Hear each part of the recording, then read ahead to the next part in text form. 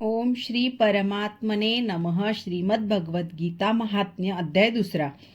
श्री भगवान म्हणाले, अगं लक्ष्मी, पहिल्या अध्यायाच्या महात्म्यासंबंधीचे सुंदर कथानक मी तुला ऐकवले. आता तसेच इतर अध्यायांच्या महात्म्यासंबंधी सांगतो, ऐक.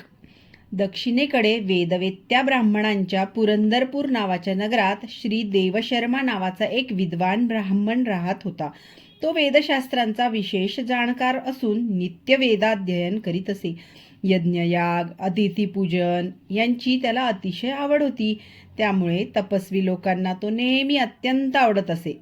त्याने पुष्कळ द्रव्य खर्च करून अनेक यज्ञ केले व देवतांना संतुष्ट केले. परंतु त्या धर्मशील ब्राह्मणाला कधीही कायम टिकणारी शांती मिळाली नाही.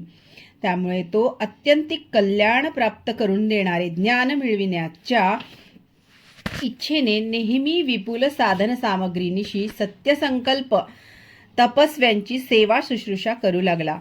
अशा रीतीने सत्कर्मे करण्यात त्याच्या आयुष्याचा बराच काळ निघून गेला.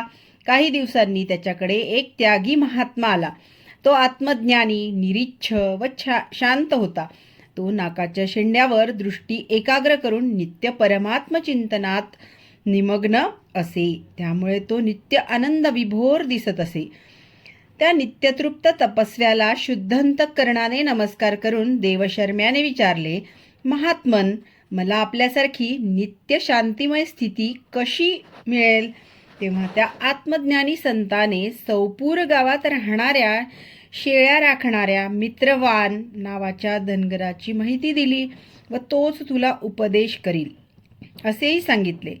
ते ऐकून देवशर्म्याने त्या महात्म्याला वंदन केले व तो वैभवसंपन्न सौपूर गावात गेला. त्या गावाच्या उत्तर भागात एक मोठे अरण्य होते. त्या अरण्यात नदीच्या काठावरील एका शिळेवर मित्रवान बसला होता. आनंदातिशयाने त्याची दृष्टी स्थिर होती. त्याच्या पापण्यांची उघडझाप जणू थांबली होती. परस्परांशी शत्रुत्व असणारे प्राणी आपापसातील वैर विसरून तेथे एकत्र नांदत होते. त्या वनात झुळझुळ वारा वाहत होता. पशूंचे कळप शांत बसले होते आणि मित्रवान दयेने ओथंबलेल्या आनंदमय प्रसन्न दृष्टीने पृथ्वीवर जणू अमृत वर्षाव करीत होता. त्याला अशा स्थितीत पाहून देवशर्म्यांचेही मन प्रसन्न झाले. तो मोठ्या उत्कंठेने अतिशय नम्रपणे मित्रवानाजवळ गेला. मित्रवानानेही किंचित मस्तक लवून त्याचे स्वागत केले. त्यानंतर विद्वान देवशर्म्याने मित्रवानाचे ध्यान संपल्यावर आपले मनोगत व्यक्त केले. देवशर्मा म्हणाला, महाभाग, मला आत्मज्ञान प्राप्त करून घेण्याची इच्छा आहे. माझी इच्छा पुरी होण्यासाठी आपण मला असा एखादा उपाय सांगा की ज्याच्या योगाने आपण हे ज्ञान मिळवले आहे. देवशर्म्याचे हे बोलणे ऐकून काही क्षण विचार करून मित्रवान सांगू लागला.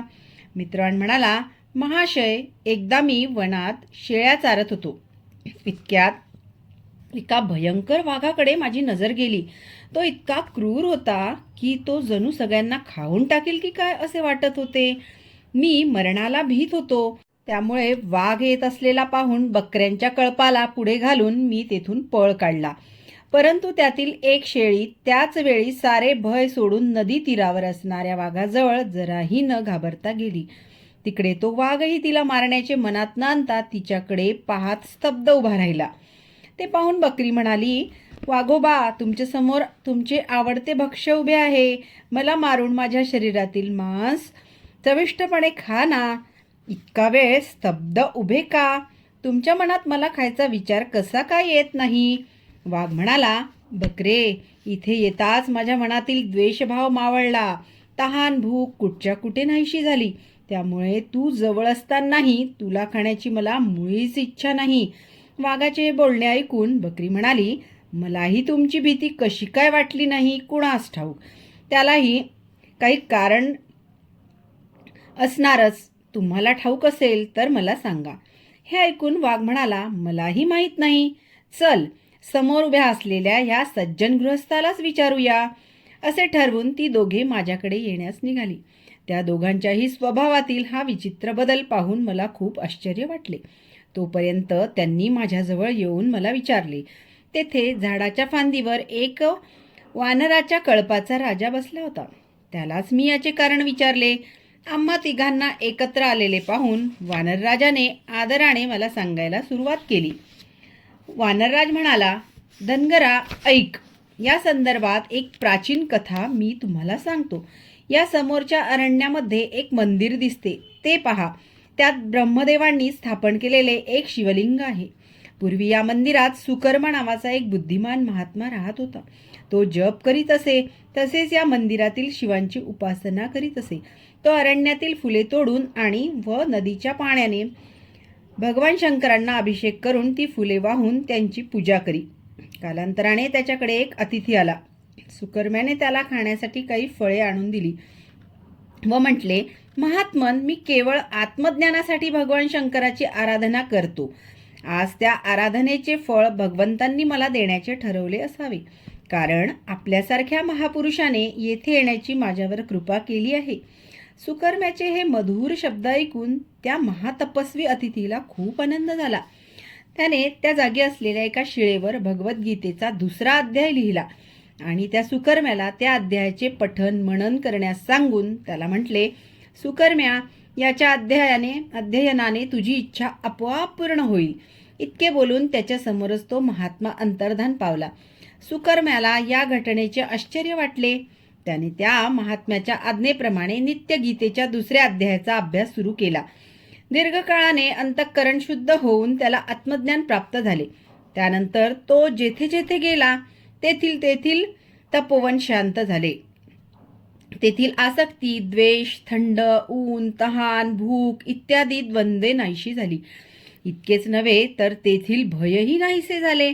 2ऱ्या अध्यायाचे पठन मनन करणाऱ्या सुकर्म्याच्या प्रभावामुळेच हे सारे घडत असे. मित्रवान म्हणाला, वानरराजाचे हे बोलणे ऐकून मी प्रसन्न अंतःकरणाने ती बकरी व वाघ यांना बरोबर घेऊन त्या मंदिराकडे गेलो. तेथे गेल्यावर तेथील एका शिळेवर लिहिलेला गीतेचा 2रा अध्याय मी पाहिला.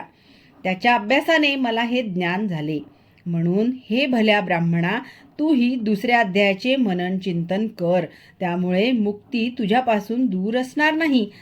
भगवान विष्णू म्हणाले, प्रिये, मित्रवाणाचा हा उपदेश ऐकून देवशर्म्याने त्याची पूजा केली व त्याला नमस्कार करून पुरंदरपुराची वाट धरली. तेथे एका देवळात राहणाऱ्या पूर्वी सांगितलेल्या महात्म्याला भेटून त्याला सर्व वृत्तांत सांगितला व त्याच्याकडूनच सर्वप्रथम 2ऱ्या अध्यायाची संथा घेतली. नंतर त्याच्याकडून त्यातील ज्ञान जाणून घेऊन सुकर्मा नित्य मोठ्या श्रद्धेने 2ऱ्या अध्यायाचे मनन चिंतन करू लागला. त्यामुळे त्याला त्या प्रशंसनीय परमपदाची प्राप्ती झाली. हे लक्ष्मी, 2ऱ्या अध्यायाचे महात्म्य सांगणारे हे कथानक मी तुला सांगितले. जय श्रीकृष्ण, जय श्रीकृष्ण, जय श्रीकृष्ण.